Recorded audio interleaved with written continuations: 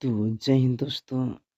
Bihar board matric परीक्षा के लिए हम इम्पोर्टेंट प्रश्न लेके आए हैं जिसमें 100 प्रश्न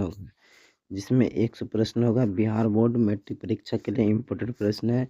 जिसका भी एग्जाम अगर 18 फरवरी को है हिंदी का, वो इस वीडियो को देखना ना भूलें, क्योंकि इसमें 100 क्वेश्चन है। 100 क्वेश्चन में आपको ऐसा क्वेश्चन इसमें है कि इसमें 10 गो 5 गो जरूर ही आपको बिहार बोर्ड परीक्षा में आ जाएगा। ठीक है, तो चलिए हम वीडियो को शुरू करते हैं। 100 प्रश्न का सही सही आंसर और पूरा अच्छा तरीका से आंसर आपको बताएंगे। ठीक है, पूरा एक्सप्लेनेशन के साथ हम बताएंगे। तो चलिए हम वीडियो को शुरू करते हैं। ठीक है, तो प्रश्न संख्या पहला है, विष के दांत शीर्षक कहानी में शीर्षक कहानी के कहानीकार कौन है। ठीक है, विष के दांत शीर्षक कहानी के कहानीकार कौन है। तो इसका राइट आंसर हो जाएगा ऑप्शन डी, नलिनी बिलोचन शर्मा। ठीक है, इसका राइट आंसर कौन है, नलिनी बिलोचन शर्मा। ऑप्शन डी इसका राइट आंसर। ठीक है, तो चलिए प्रश्न संख्या दूसरा की तरफ बढ़ते। प्रश्न संख्या दूसरा, गिरधर लाल कौन है। गिरधर लाल कौन है, तो गिरधर लाल मदन का पिता है। ऑप्शन बी इसका राइट आंसर। ठीक है, गिरधर लाल कौन है, तो मदन का पिता है। ठीक है, चलिए प्रश्न संख्या तीसरा की ओर बढ़ते हैं। प्रश्न संख्या तीसरा बोल रहा है, मदन ने कासू के कितने दांत दांत तोड़ डाले थे। ठीक है, मदन जो था ना, उन्होंने कासू को यानी सेन साहब के बेटे को कितने दांत तोड़ा था। ठीक है, तो उसका 2 दांत तोड़ा था। ठीक है, ऑप्शन सी इसका राइट आंसर है। चलिए प्रश्न संख्या हम 4 की तरफ बढ़ते हैं। प्रश्न संख्या 4, नलिनी बिलोचन शर्मा के माता जी का क्या नाम था। ठीक है, नलिनी बिलोचन शर्मा के माता जी का नाम पूछ रहा है, तो रत्नावती शर्मा। ऑप्शन सी इसका राइट आंसर है। ठीक है, ऑप्शन सी इसका राइट आंसर है। तो चलिए प्रश्न संख्या 4 यहाँ पर हो गया। प्रश्न संख्या 5 की तरफ बढ़ते हैं। तो चलिए प्रश्न संख्या 5 आ गया यहाँ पे, नलिनी बिलोचन शर्मा के कहानियों में किसके तत्व का समग्रता से उभर कर आए हैं। तो मनोवैज्ञानिक का, किसका, मनोवैज्ञानिक। ऑप्शन बी इसका राइट आंसर। ठीक है, मनोवैज्ञानिक का इसका राइट आंसर है। ठीक है, चलिए प्रश्न संख्या हम 6 की तरफ बढ़ते। प्रश्न संख्या 6 है, मोटर कार को किससे खतरा हो सकता है। मोटर कार को किससे खतरा हो सकता है, तो खोखा से खतरा हो सकता है। ऑप्शन सी इसका राइट आंसर। ठीक है, मोटर कार को जो है ना, खोखा से खतरा हो सकता है। 6 का राइट आंसर है सी। ठीक है, चलिए प्रश्न संख्या 7 की तरफ बढ़ते हैं। प्रश्न संख्या 7, खोका खोखी खोका खोखी किस भाषा का शब्द है। खोका खोखी किस भाषा का शब्द है, तो खोका खोखी जो है ना, बंगाल का भाषा का शब्द है। ठीक है, बांग्ला भाषा का शब्द है। ठीक है, ऑप्शन सी इसका राइट आंसर हो जाएगा। ठीक है, तो चलिए प्रश्न संख्या हम 8 की तरफ बढ़ते हैं। प्रश्न संख्या 8, ठीक है, प्रश्न संख्या 8, वीवीआई ऑब्जेक्टिव क्या है। वीवीआई ऑब्जेक्टिव है। ठीक है, इसको याद कर लेना, वीवीआई ऑब्जेक्टिव है। ऐसे ही लड़के आगे चलकर गुंडे चोर डाकू बनते हैं। ठीक है, ऐसे ही लड़के आगे चल के चोर गुंडे डाकू बनते हैं। यह पंक्ति कहानी के किस पात्र ने कही है। कहानी की किस पात्र ने कही है, तो इसका राइट आंसर हो जाएगा ऑप्शन सी, सेन साहेब ने कहा है। ठीक है, ऑप्शन सी इसका राइट आंसर हो जाएगा, सेन साहेब ने कहा है। ठीक है, तो चलिए प्रश्न संख्या हम 9 की तरफ बढ़ते हैं। प्रश्न संख्या 9 है, खोका खोका खोकी का अर्थ है। खोका खोकी का अर्थ है, तो बच्चा बच्ची। ठीक है, ऑप्शन ए इसका राइट आंसर है। खोका खोकी का अर्थ है बच्चा बच्ची। ठीक है, ऑप्शन ए इसका राइट आंसर है। ठीक है, चलिए प्रश्न संख्या हम 10 की तरफ बढ़ते हैं। प्रश्न संख्या 10, खोका का क्या नाम है। खोका का क्या नाम है, तो खोखा का जो है ना, कासू नाम है। ऑप्शन सी इसका राइट आंसर है। ठीक है, खोखा का क्या नाम है, तो कासू नाम है। ठीक है, ऑप्शन सी इसका राइट आंसर है। तो चलिए प्रश्न संख्या हम 11 की तरफ बढ़ते हैं। प्रश्न संख्या 11, ठीक है, प्रश्न संख्या 11, विष के दांत कैसी कहानी है। विष के दांत कैसी कहानी है, तो इसका राइट आंसर हो जाएगा डी, मनोवैज्ञानिक कहानी है। ठीक है, मनोवैज्ञानिक कहानी। ऑप्शन डी इसका राइट आंसर है। ठीक है, बहुत ही अच्छा से जो वीडियो को देखिएगा, और अभी तक वीडियो को लाइक नहीं किए तो वीडियो को लाइक करके चैनल को सब्सक्राइब कर देना है, ठीक है। वीडियो को लाइक करके चैनल को सब्सक्राइब कर देना है, ठीक है। यहाँ तक तो चलिए प्रश्न संख्या हम 12 की तरफ बढ़ते हैं। प्रश्न संख्या 12, प्रश्न संख्या 12, सेन साहेब अपने पुत्र को क्या बनाना चाहते थे? सेन साहेब अपने पुत्र को क्या बनाना चाहते थे? तो बिजनेसमैन या इंजीनियर। ऑप्शन ए इसका राइट आंसर है, ऑप्शन ए इसका राइट आंसर, ठीक है। तो चलिए प्रश्न संख्या हम 12 की तरफ हो गया है, 13 की ओर बढ़ते हैं। प्रश्न संख्या 13, मदन अक्सर किसके हाथों से पिटाता था? ठीक है, मदन अक्सर किसके हाथों से पिटाता था? तो अपने पिता के हाथों से। ऑप्शन डी इसका राइट आंसर हो जाएगा, ऑप्शन डी इसका राइट आंसर है, ठीक है।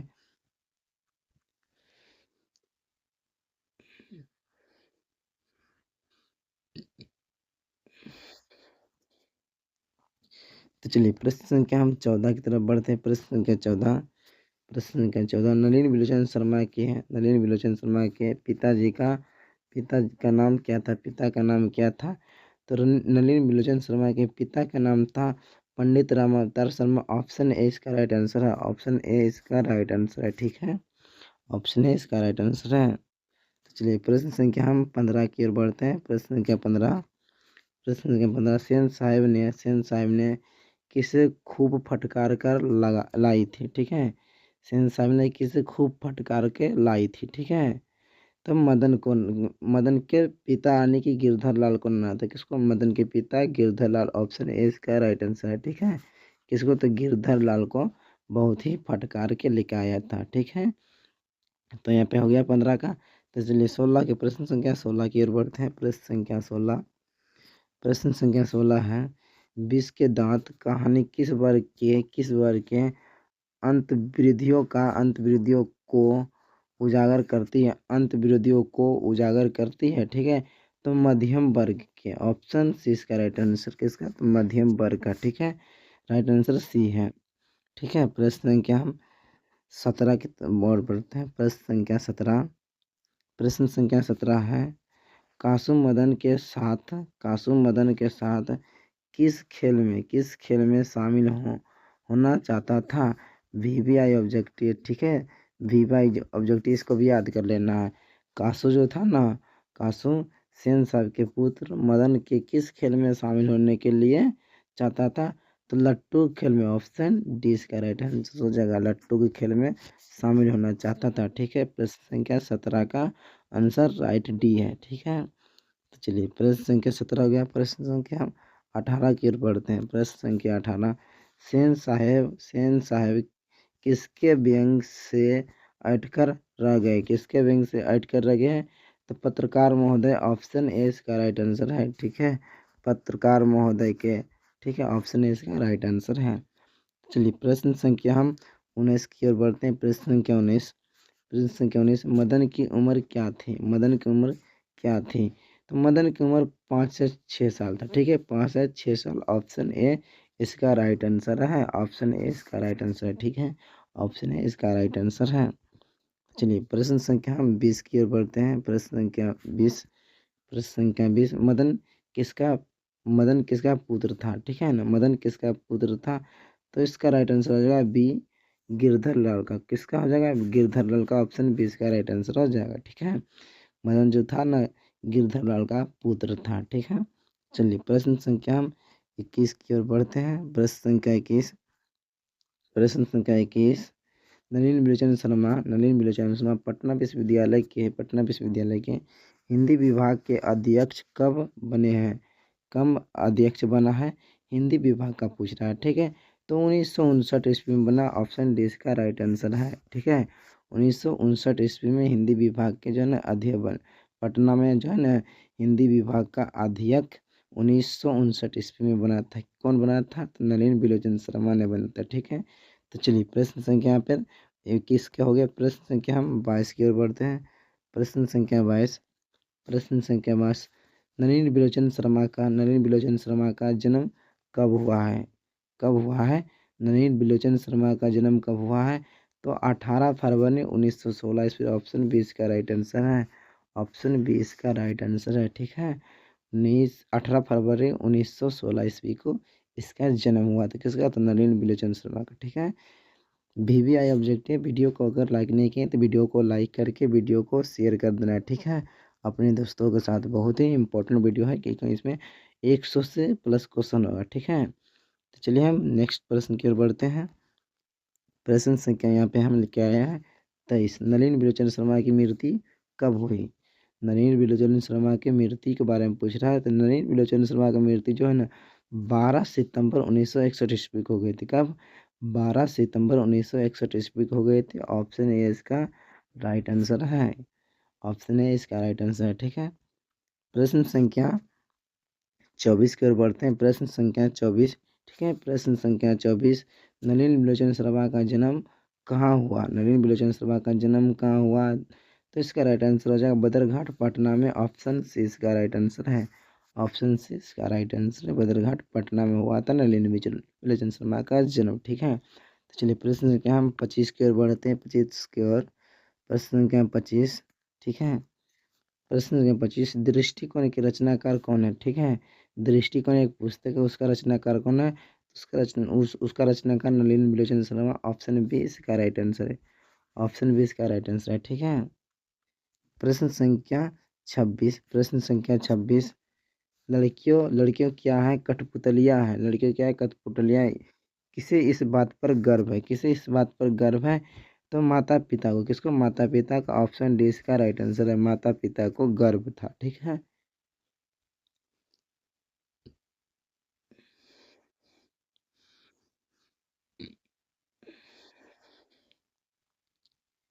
ठीक है, प्रश्न संख्या हम 27 की ओर बढ़ते हैं। प्रश्न संख्या 27। प्रश्न संख्या 27। कौवे की जमात में शामिल होने के लिए कौन ललक गया? ठीक है, कौन ललक गया? ठीक है, कौवे की जमात में शामिल होने के लिए कौन ललक गया? तो जो हंस ललक गया। कौन? हंस। ऑप्शन भी इसका राइट आंसर है। हंस किसको कहा गया है? तो हंस एक तरीका से जो है ना कासू को हंस कहा गया है। और वो किसको कहा गया है? तो मदन के खेल में। ठीक है, मदन जो लड्डू को खेल खेल रहा था ना उसी में शामिल होने के लिए जो है ना सेन साहब के पूत यानी कि कासू ललक गए तो उसी को हंस कहा गया। और कौवा किसको कहा गया है? तो गिरधर लाल के पुत्र के मतलब मदन को कहा गया। ठीक है, तो चलिए प्रश्न संख्या हम 28 की ओर बढ़ते हैं।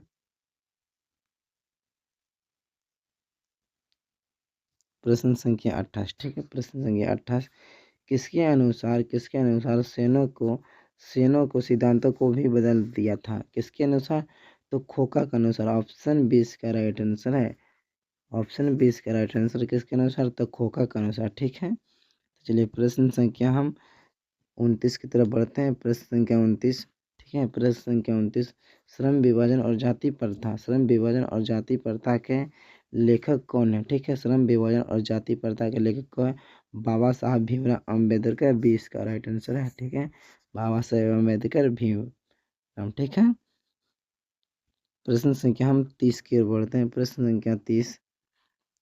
प्रश्न संख्या 30। डॉक्टर भीमराव अम्बेडकर के पिता का क्या नाम था? ठीक है, डॉक्टर भीमराव अंबेडकर के पिता का क्या नाम था? तो रामजी सकपाल। ऑप्शन बी इसका राइट आंसर। क्या नाम था? तो रामजी सकपाल। ऑप्शन बी इसका राइट आंसर है।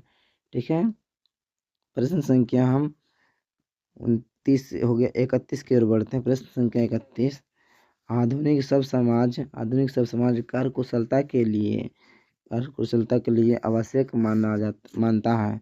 आवश्यक मानता है। ठीक है, तो किसको आवश्यक मानता है? तो श्रम विभाजन को मानता है। श्रम विभाजन। ऑप्शन ए इसका राइट आंसर है। श्रम विभाजन को आवश्यक मानता है। ठीक है, तो चलिए प्रश्न संख्या हम 32 की ओर बढ़ते हैं। प्रश्न संख्या 32।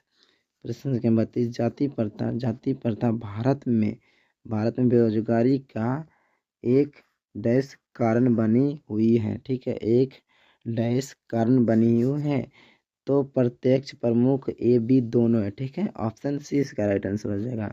प्रत्यक्ष कारण और प्रमुख कारण दोनों से जाति प्रथा भारत में बेरोजगारी का कारण बना हुआ है। ठीक है, तो ऑप्शन सी इसका राइट आंसर हो जाएगा। ठीक है, चलिए प्रश्न संख्या हम 33 की ओर बढ़ते हैं। प्रश्न संख्या 33। प्रश्न संख्या 33। डॉक्टर भीमराव अंबेडकर की मृत्यु कब और कहाँ हुई, ठीक है, कब और कहाँ हुई? तो 1956 ईस्वी को दिल्ली में हुआ था। तो ऑप्शन ए इसका राइट आंसर है। ऑप्शन ए इसका राइट आंसर है। 1956 ईस्वी में दिल्ली में हुआ था, ठीक है। तो इसका राइट आंसर ए है, ठीक है। तो चलिए प्रश्न संख्या हम 34 की ओर बढ़ते हैं। प्रश्न संख्या 34, ठीक है। प्रश्न संख्या 34, डॉक्टर भीमराव अंबेडकर का जन्म कब हुआ? ठीक है, जन्म पूछ रहा है कब हुआ है। डॉक्टर भीमराव अंबेडकर का जन्म तो 14 अप्रैल 1891 ईस्वी को हुआ। ऑप्शन डी इसका राइट आंसर है। 14 अप्रैल 1891 को हुआ इसका जन्म, ठीक है। चलिए प्रश्न संख्या हम 35 की ओर बढ़ते हैं। प्रश्न संख्या 35, अम्बेडकर की दृष्टि में भाईचारे का वास्तविक वास्तविक रूप कैसा होता है? वास्तविक रूप कैसा होता है? तो दूध और पानी के मिश्रण की तरह, ठीक है, दूध और पानी के मिश्रण की तरह। ऑप्शन बी इसका राइट आंसर है, ठीक है। दूध और पानी के मिश्रण की तरह होता है भाईचारा का वास्तविक रूप। अगर आप दूध में पानी मिला दीजिएगा तो पता नहीं चलेगा कि पानी मिला हुआ है, ठीक है। ऐसा होना चाहिए भाईचारा का वास्तविक रूप, ठीक है। प्रश्न संख्या 35 का राइट आंसर बी है। चलिए प्रश्न संख्या 36 की ओर चलते हैं। प्रश्न संख्या 36, भारतीय संविधान के निर्माण में महत्वपूर्ण भूमिका किसकी है? ठीक है, भारतीय संविधान के निर्माण में महत्वपूर्ण भूमिका किसकी है? तो बाबा साहेब भीमराव अंबेडकर की है। ऑप्शन ए इसका राइट आंसर किसका है? बाबा साहेब भीमराव अंबेडकर। ऑप्शन ए इसका राइट आंसर है, ठीक है।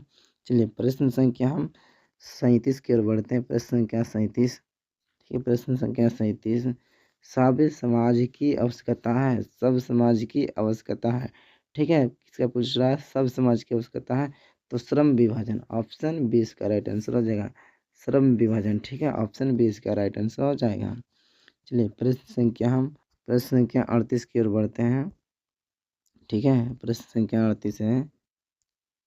प्रश्न संख्या 38, प्राथमिक शिक्षा प्राप्त करने के बाद अम्बेडकर उच्च शिक्षा प्राप्त करने के लिए कहाँ गया, ठीक है।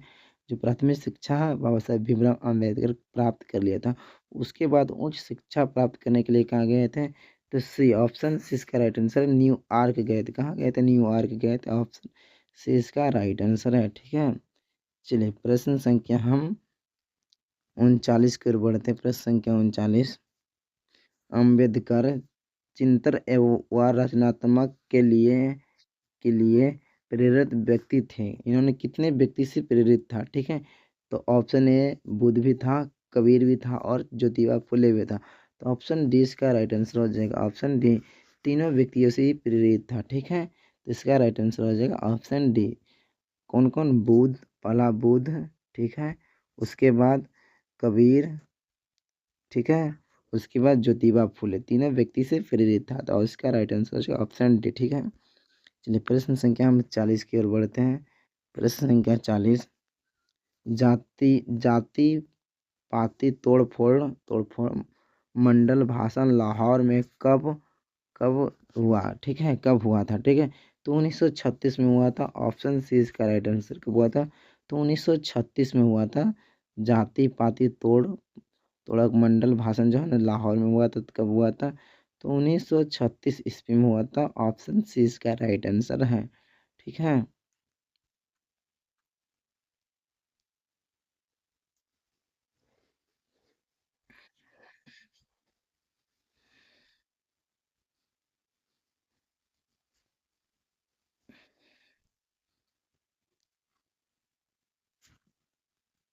तो चलिए प्रश्न संख्या 41 की ओर बढ़ते। प्रश्न संख्या 41 है, श्रम विभाजन और जाति प्रथा क्या है? श्रम विभाजन और जाति प्रथा क्या है? तो यह एक निबंध है। ऑप्शन सी इसका राइट आंसर क्या है? कि निबंध है, ठीक है। ऑप्शन सी इसका राइट आंसर है। चलिए प्रश्न संख्या हम 42 की ओर बढ़ते हैं। प्रश्न संख्या 42, ठीक है। प्रश्न संख्या 42, भारतीय संविधान का निर्माता के रूप में हम किन्हें जानते हैं? निर्माता के रूप में हम किन्हें जानते हैं? तो बाबा साहेब भीमराव अम्बेडकर को जानते हैं। ऑप्शन बी इसका राइट आंसर है। ऑप्शन बी इसका राइट आंसर है, ठीक है। चलिए प्रश्न संख्या हम 43 की ओर बढ़ते हैं। प्रश्न संख्या 43, डॉक्टर अम्बेडकर ने किस पत्रिका का संपादन किया? किस पत्रिका का संपादन किया डॉक्टर भीमराव अम्बेडकर ने? तो बहिष्कृत भारत, ऑप्शन सी इसका राइट आंसर है, ऑप्शन सी इसका राइट आंसर। ठीक है, वीडियो अच्छा लगे तो वीडियो को लाइक करके चैनल को सब्सक्राइब कर देना है। इसमें बिहार बोर्ड मैट्रिक परीक्षा के लिए इम्पोर्टेंट 100 से प्लस क्वेश्चन है। ठीक है, 100 से प्लस क्वेश्चन है। इस वीडियो को ज़्यादा से ज़्यादा शेयर कीजिएगा और अपने दोस्तों के साथ, क्योंकि इम्पोर्टेंट हम ऑब्जेक्टिव इस वीडियो में लेकर आए हैं। ठीक है, इसी तरीके से आप सब्जेक्टिव का वीडियो हम लेकर आने वाले हैं जल्द। ठीक है, तो चलिए हम वीडियो आगे और बढ़ते हैं क्वेश्चन की ओर। चलिए क्वेश्चन है प्रश्न संख्या क्वेश्चन 44। अम्बेडकर का जन्म किस परिवार में हुआ था? अम्बेडकर का जन्म किस परिवार में हुआ था? तो ऑप्शन सी इसका हो जाएगा। ठीक है, दलित परिवार में जन्म हुआ था। ऑप्शन सी इसका राइट आंसर हो जाएगा, दलित परिवार में इसका जन्म हुआ था। ठीक है, प्रश्न संख्या 45। प्रश्न संख्या 45। ठीक, प्रश्न संख्या 45। लेखक को इस युग में कहाँ पर विडंबना दिखाई दिया? कहाँ पे विडंबना दिखाई दिया है? तो जातिवाद में। ऑप्शन ए इसका राइट आंसर है, जातिवाद में विवाद दिखाई दिया। ठीक है, कहाँ दिखाई दिया था विडंबना? तो जातिवाद में विडंबना दिखाई दिया था लेखक को। तो 45 का ऑप्शन ए सही हो जाएगा। ठीक है, चलिए प्रश्न क्या हम 46 की ओर बढ़ते हैं। प्रश्न संख्या 46। प्रश्न संख्या 46। डॉक्टर अंबेडकर के माता का क्या नाम था? माता का क्या नाम था? तो भीमा भाई। ठीक है, ऑप्शन डी इसका राइट आंसर है, भीमा बाई था। ठीक है, ऑप्शन डी इसका राइट आंसर है 46 का। चलिए प्रश्न संख्या 47 की ओर बढ़ते हैं। प्रश्न संख्या 47। डॉक्टर अंबेडकर ने पीएचडी की उपाधि कब धारण की? ठीक है, पीएचडी की उपाधि कब धारण की? धारण मतलब होता है पीएचडी कब किया था। ठीक है, डॉक्टर भीमराव अंबेडकर ने पीएचडी कब किया था? तो 1916 ईस्वी में किया था। ठीक है, 1916 ईस्वी में, सी इसका राइट आंसर है, 1916 में किया था। ठीक है, प्रश्न संख्या 48 की ओर बढ़ते हैं। प्रश्न संख्या 48 है। प्रश्न संख्या 48। लेखक बेरोजगारों का प्रमुख और प्रत्यक्ष कारण किसे मानते हैं? प्रमुख और प्रत्यक्ष कारण किसे मानते हैं? तो जाति प्रथा का। ऑप्शन सी इसका राइट आंसर है, जाति प्रथा को प्रमुख और प्रत्यक्ष कारण मानते हैं। ठीक है, चलिए प्रश्न संख्या 49 की ओर बढ़ते हैं। प्रश्न संख्या 49। प्रश्न अनुसार डॉक्टर भीमराव अंबेडकर का जन्म कहाँ हुआ था? डॉक्टर भीमराव अंबेडकर का जन्म कहाँ हुआ था? तो महू मध्य प्रदेश में। ऑप्शन ए इसका राइट आंसर है, महू मध्य प्रदेश में इसका जन्म हुआ था। ठीक है, चलिए प्रश्न संख्या 50 की ओर बढ़ते हैं। प्रश्न संख्या 50। सीता अपने को मानती है, सीता अपने को मानती है तो भिकारिणी। ठीक है, भिकारिणी मानती है। ऑप्शन ए इसका राइट आंसर है, भिखारिणी मानती है। ठीक है, भिखारिणी मानती सीता अपने आप को। ऑप्शन ए 50 का राइट आंसर हो जाएगा। ठीक है, चलिए प्रश्न संख्या हम 51 की ओर बढ़ते हैं। प्रश्न संख्या 51। प्रश्न संख्या 51। सीता कितने कितने कितने दिन एक लड़के के पास रहती थी? एक लड़के के पास रहती थी तो एक एक महीना के बाद। ठीक है, एक एक महीना। ऑप्शन है इसका राइट आंसर, एक एक महीना। ठीक है, प्रश्न संख्या हम 52 की ओर बढ़ते हैं। प्रश्न संख्या 52। किसके भीतर आंसुओं का समुद्र भर गया? किसके भीतर आंसुओं का समुद्र भर गया? तो सीता के भीतर। ऑप्शन ए इसका राइट आंसर है, सीता के भीतर आंसुओं का समुद्र भर गया था। तो इसका राइट आंसर हो जाएगा ए। ठीक है, प्रश्न संख्या 53। प्रश्न संख्या 53। कैलाश ने माँ सीता को कितने रुपया प्रति माह देने के लिए कहा है? तो 50 रुपया प्रति माह। ऑप्शन ए इसका राइट आंसर है, 50 रुपया देने का प्रति माह। ठीक है, मतलब प्रति महीना। चलिए प्रश्न संख्या हम 54 की ओर बढ़ते हैं। प्रश्न संख्या 54। प्रश्न संख्या 54। ठीक है, प्रश्न संख्या 54। कैलाश की यहाँ पढ़ी लिखल है पत्नी होगा। ठीक है, पत्नी होगा यहाँ पर। कैलाश की पत्नी का क्या नाम था? कैलाश की पत्नी का क्या नाम था? तो राधा नाम था। ठीक है, ऑप्शन ए इसका राइट आंसर हो जाएगा, कैलाश की पत्नी का नाम राधा था। ठीक है, चलिए प्रश्न संख्या हम 55 की ओर बढ़ते हैं। प्रश्न 55 की ओर। प्रश्न संख्या 55 की ओर। अर्धवृष्टि किसी अवस्था किसकी है, ठीक है। तो सीता की, ऑप्शन सी इसका राइट आंसर हो जाएगा। 55 का ऑप्शन सी राइट आंसर हो जाएगा, ठीक है। चलिए प्रश्न संख्या हम 56 की ओर बढ़ते हैं। प्रश्न संख्या 56, प्रश्न संख्या 56, सीता के बड़े लड़का का नाम क्या था? सीता के बड़े लड़का का नाम क्या था?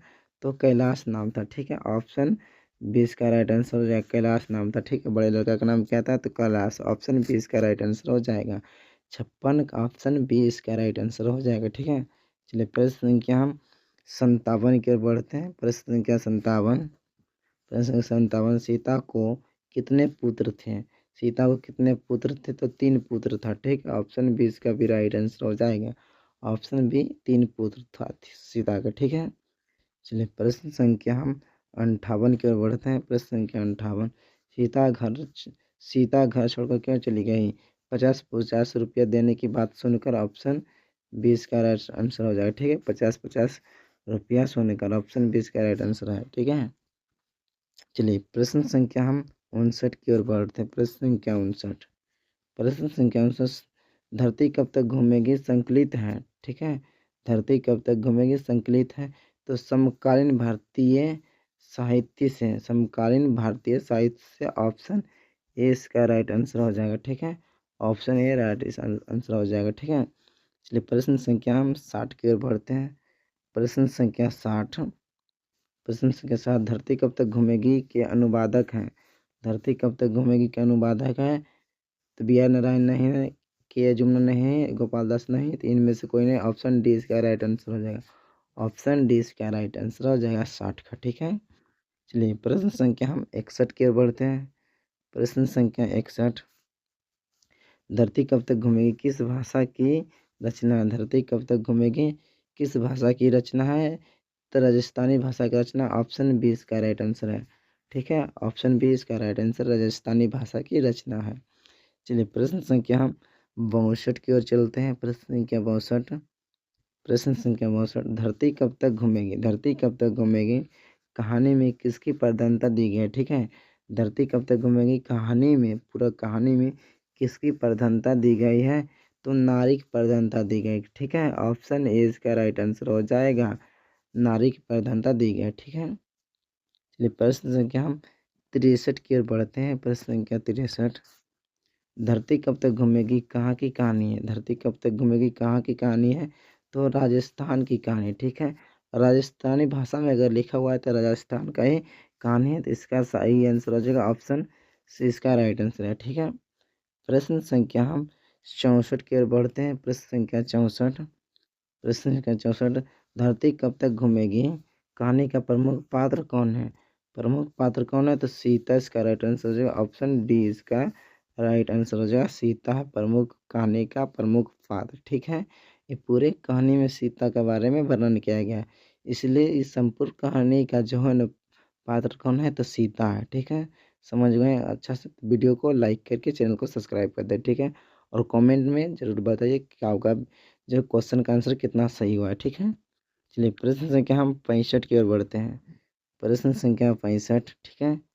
प्रश्न संख्या 65, धरती कब तक घूमेगी शीर्षक कहानी का कहानीकार कौन है, ठीक है। धरती कब तक घूमेगी शीर्षक कहानी का कहानीकार कौन है? तो इसका राइट आंसर हो जाएगा सावरदैया, ठीक है। ऑप्शन सी इसका राइट आंसर हो जाएगा, सावरदैया एक कहानी का कहानीकार है, ठीक है। चलिए प्रश्न संख्या हम 66 की ओर बढ़ते हैं। प्रश्न संख्या 66, सीता को अपने घर में कैसा महसूस होता है? कैसा महसूस होता है? तो घुटन, ठीक है। ऑप्शन ए इसका राइट आंसर हो जाएगा, ऑप्शन ए घुटन सी महसूस होता है, ठीक है। 66 का ए। चलिए प्रश्न संख्या हम 67 की ओर बढ़ते हैं। प्रश्न संख्या 67, प्रश्न संख्या 67, प्रेमघर ने 1874 ईस्वी में किस समाज की स्थापना की है? प्रेमघर ने, बद्रीनारायण चौधरी प्रेमघर ने 1874 ईस्वी में किस समाज की स्थापना की है? तो रसिक समाज की स्थापना की है, ऑप्शन सी इसका राइट आंसर हो जाएगा। रसिक समाज की स्थापना की है 1874 ईस्वी में, ठीक है। किसका? तो रसिक समाज की स्थापना की है, ठीक है। प्रश्न संख्या 67 का ऑप्शन सी राइट आंसर है।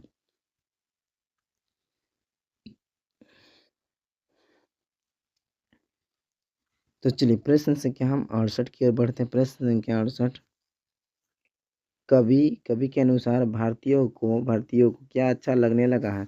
कवि के अनुसार भारतीयों को क्या अच्छा लगने लगा है? तो विदेशी चाल चलन, विदेशी वेशभूषा, विदेशी रहन सहन। तो ये ऑप्शन डी इसमें हो जाएगा, इनमें से सभी। ठीक है, ऑप्शन डी इसका राइट आंसर हो जाएगा, इनमें से सभी उसको अच्छा लगने लगा है। 68 का ऑप्शन डी राइट आंसर है। ठीक है, प्रश्न संख्या हम 69 की ओर बढ़ते हैं। प्रश्न संख्या 69, प्रश्न के उत्तर, प्रेमघन ने मुख्य रूप से किस भाषा में काव्य रचना की है? ठीक है, तो ब्रज भाषा में। ऑप्शन ए इसका राइट आंसर हो जाएगा। किस भाषा में? तो ब्रज भाषा में मुख्य रूप से रचना की है। ठीक है, प्रश्न संख्या 69 का ऑप्शन ए हो जाएगा राइट आंसर। ठीक है, चलिए प्रश्न संख्या हम 70 की ओर बढ़ते हैं। प्रश्न संख्या 70, ठीक है, प्रश्न संख्या 70, प्रेमघन ने इसमें से किस किस मासिक पत्रिका का संपादन किया है? ठीक है, प्रेमघन ने इसमें से किस मासिक पत्रिका का संपादन किया है? तो प्रयाग, यहाँ पे गलत लिखा गया टाइपिंग करने में। तो प्रयाग होता है, प्रयाग रामागमन। ठीक है, रामागमन, रामागमन। ठीक है, प्रयाग रामागमन, इस प्रयाग रामागमन का मासिक पत्रिका का संपादन किया है। तो ऑप्शन ए इसका राइट आंसर हो जाएगा। यहाँ पे बी हो गया है, तो ऑप्शन ए इसका राइट आंसर होगा। ठीक है, ऑप्शन ए इसका राइट आंसर हो जाएगा। प्रयाग रामागमन की जो है ना मासिक का पत्रिका का संपादन किया है। ठीक है, चलिए प्रश्न संख्या हम 71 की ओर बढ़ते। प्रश्न संख्या 71, प्रेमघन की प्रसिद्ध नाटक कृति कौन सी है? ठीक है, प्रसिद्ध नाटक कृति कौन सी है? तो इसका राइट आंसर हो जाएगा ऑप्शन डी, प्रयाग रामागमन। ठीक है, प्रयाग रामागमन इसकी नाटक कृति है। ठीक है, यह एक प्रयाग रामागमन जो पुस्तक है, तो ये इसमें नाटक के बारे में लिखा गया है। ठीक है, तो इसका राइट आंसर हो जाएगा ऑप्शन डी। चलिए प्रश्न संख्या हम 72 की ओर बढ़ते हैं। प्रश्न संख्या 72, प्रश्न संख्या 72, प्रेमघन का जन्म प्रेमघन का जन्म कहाँ हुआ था? प्रेमघन का जन्म कहाँ हुआ था? तो उत्तर प्रदेश, यूपी, जिसको बोलते हैं यूपी के मिर्जापुर जिला में हुआ था। ठीक है, यूपी के मिर्जापुर जिला में हुआ था, मतलब उत्तर प्रदेश के मिर्जापुर जिला में इसका जन्म हुआ था। ठीक है, तो ऑप्शन ए इसका राइट आंसर हो जाएगा। ठीक है, 72 का। चलिए प्रश्न संख्या हम 73 की ओर बढ़ते हैं। प्रश्न संख्या 73, प्रश्न संख्या 73, प्रेमघन ने किस समाज की रचना की है? प्रेमघन ने किस समाज की रचना की है? तो रसिक समाज की रचना की। ऑप्शन सी इसका राइट आंसर आ जाएगा। ठीक है, चलिए प्रश्न संख्या 74 की ओर बढ़ते हैं। प्रश्न संख्या 74, स्वदेशी शीर्षक पाठ्य पुस्तक में संकलित कविता किस छंद में है? संकलित कविता जो है किस छंद में है? तो दोहा के छंद में। ऑप्शन 20 का राइट आंसर है, दोहा में लिखा गया। ठीक है, प्रश्न संख्या हम 75 की ओर बढ़ते हैं। प्रश्न संख्या 75, प्रश्न संख्या 75, जिन जनपद किसकी कृति है? तो प्रेमघन की। ऑप्शन ए इसका राइट आंसर हो जाएगा। प्रेमघन का सोहन बद्रीनारायण चौधरी प्रेमघन। ठीक है, तो बद्रीनारायण चौधरी का जो है ना छोटा नाम है प्रेमघन। ठीक है, तो आपको पता चल गया होगा कि बद्रीनारायण चौधरी का ही क्वेश्चन इसमें। ठीक है, तो चलिए प्रश्न संख्या 75 हो गया यहाँ पे। प्रश्न संख्या 76 की हम तरफ बढ़ते हैं। प्रश्न संख्या 76, प्रेमघन किस युग के साहित्यकार थे? ठीक है, प्रेमघन ने किस युग के साहित्यकार थे? तो भारतेंदु युग का। ठीक है, भारतेंदु युग का ऑप्शन सी इसका राइट आंसर हो जाएगा। भारतेंदु युग के साहित्यकार थे। ठीक है, 76 का ऑप्शन सी इसका राइट आंसर हो जाएगा। ठीक है, चलिए प्रश्न संख्या 77 की ओर बढ़ते हैं। प्रश्न संख्या 77, प्रश्न संख्या 77, प्रेमघन का निधन कब हुआ था? प्रेमघन का निधन मतलब मृत्यु कब हुआ था? तो 1922 ईस्वी में हुआ था। ऑप्शन सी इसका राइट आंसर हो जाएगा। कब हुआ था? तो 1922 ईस्वी में हुआ था। ठीक है, चलिए प्रश्न संख्या हम 78 की ओर बढ़ते हैं। प्रश्न संख्या 78, प्रश्न संख्या 78, कवि प्रेमघन ने नेताओं से क्या अपेक्षा नहीं नहीं करने की बात कही है? ठीक है, नहीं करने की बात की है। तो देश प्रधानता। ठीक है, देश का प्रधानता जो नहीं करने की बात कही गई। ठीक है, ऑप्शन ए इसका राइट आंसर हो जाएगा 78 का। ठीक है,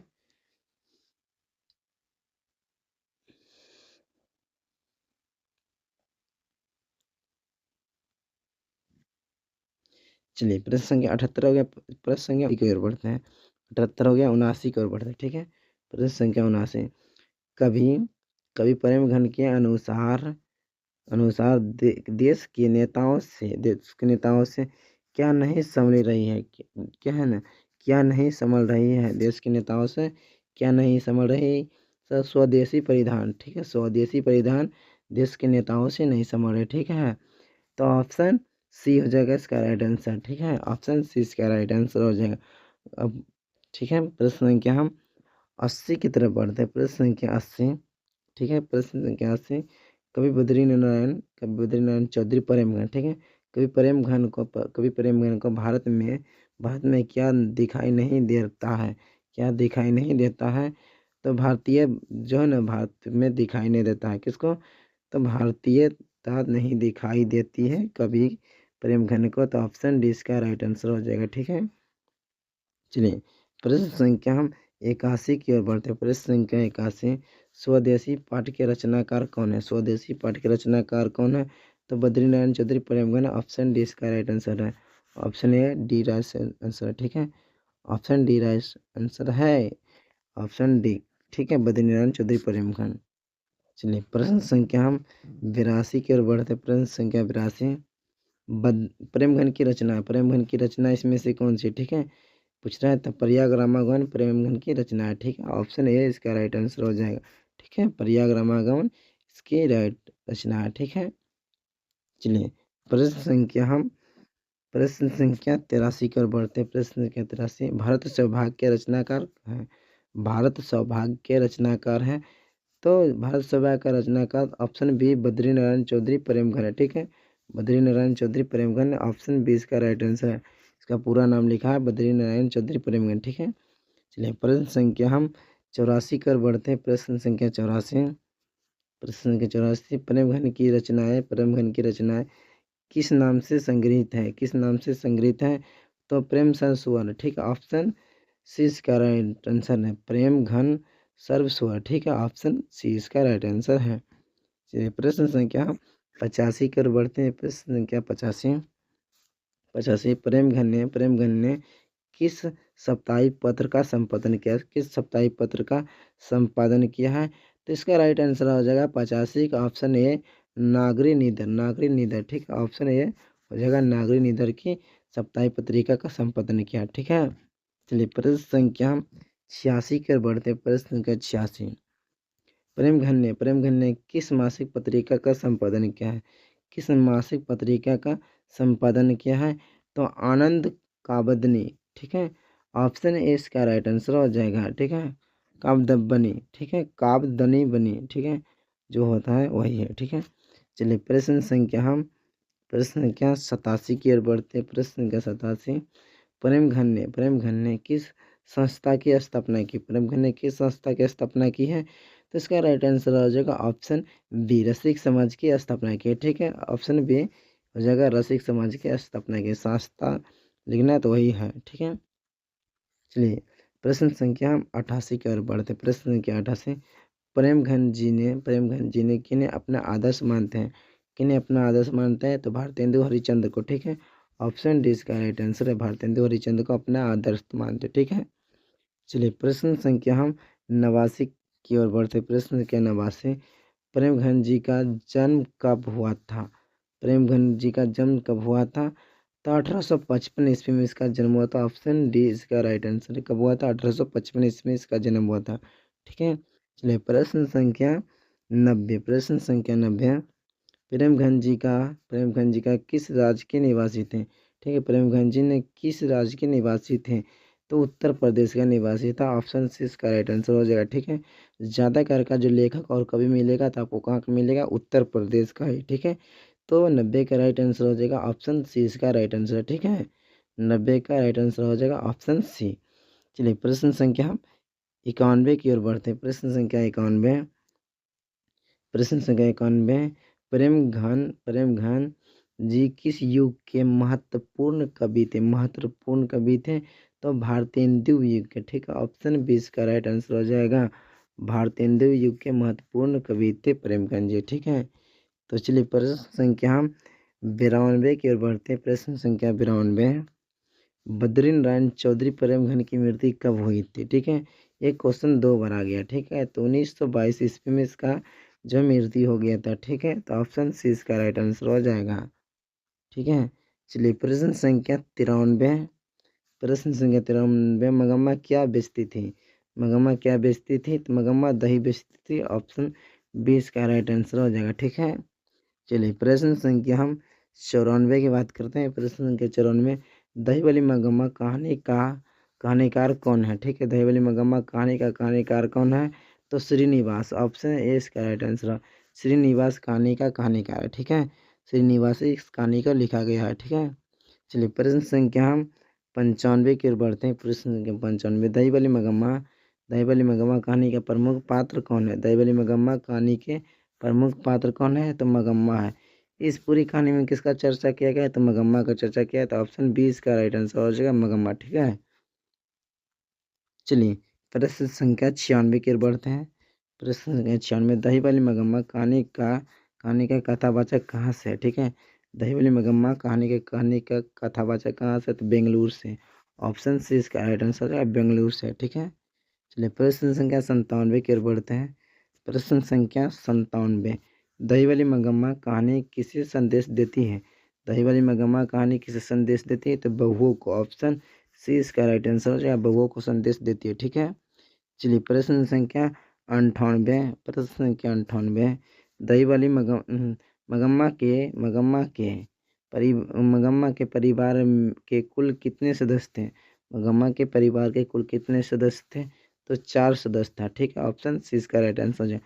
पहला मगम्मा, दूसरा उसका बेटा, तीसरा उसका जो बहू है, और चौथा उसका पोता। ठीक है, तो 4 ही उसका सदस्य था। कुल सदस्य 4 ही था मगम्मा के परिवार में। ठीक है, तो प्रश्न संख्या हम 99 की ओर बढ़ते हैं। प्रश्न संख्या 99, श्रीनिवास का जन्म कहाँ हुआ था? श्रीनिवास का जन्म कहाँ हुआ था?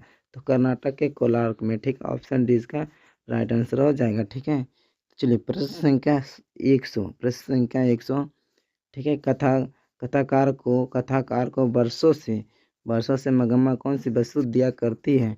ठीक है, तो क्या दिया करती है? मगम्मा बेचती थी दही, तो दही देगा। ऑप्शन डी इसका राइट आंसर हो जाएगा। ठीक है, दही।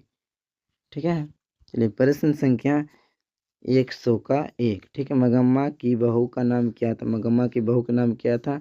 तो नजम्मा नाम था। ऑप्शन बी इसका राइट आंसर है। ठीक है, ऑप्शन बी इसका राइट आंसर हो जाएगा, नजम्मा नाम था। ठीक है, राइट आंसर हो जाएगा बी, जो नजम्मा नाम था। अगर वीडियो अच्छा लगा है तो वीडियो को लाइक करके अपने दोस्तों के साथ शेयर कर दें, क्योंकि बहुत ही इंपॉर्टेंट वीडियो इसमें है। 100 ऑब्जेक्टिव है, इसी तरीका से ऑब्जेक्टिव कल भी आएगा। ठीक है, तो वीडियो को लाइक करके चैनल को सब्सक्राइब कर दें, और आप सभी कमेंट में बताइए कि कितना आपका आंसर सही हुआ है। ठीक है, अगर आप सब क्यूज देना चाहते हैं तो इस वीडियो के डिस्क्रिप्शन बॉक्स में होगा, वहाँ पे टेलीग्राम पे जाके अपना आप क्यूज दे सकते हैं कि मैं कितना हिंदी और संस्कृत या किसी भी और सब्जेक्ट का, ठीक है, और सब्जेक्ट का क्यूज दे सकते हैं। ठीक है, और इस पीडीएफ को अगर लेना चाहते हैं तो इस कमेंट बॉक्स में ही होगा। ठीक है, कमेंट बॉक्स या डिस्क्रिप्शन में इस पीडीएफ को हम दे देंगे। ठीक है, तो वीडियो को लाइक करके चैनल को सब्सक्राइब कर देते हैं। मिलते हैं नेक्स्ट वीडियो में।